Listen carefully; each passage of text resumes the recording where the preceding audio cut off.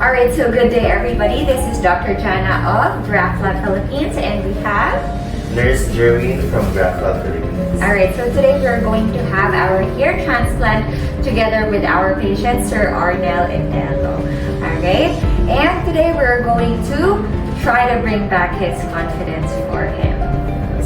Are you ready, sir? I'm ready, sir. And are you excited, sir? Excited na po ako. Yes. Alright, so stay tuned and we will be showing you his results after. Have a good day! Kaya ko po siya nalaman kasi po, nakita ko po siya sa Facebook, social media. Diba nga po na naghahanap-hanap na rin po kasi ako ng hair transplant po. Doon ko po siya nakalaman. Okay naman po. Kinausap na nga po ako sa mga pwedeng mangyari.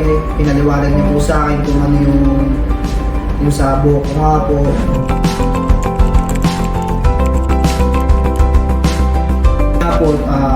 Maging success po yung gagawin sa akin. Yun po yung expectation ko talaga para po mabus yung confidence ko.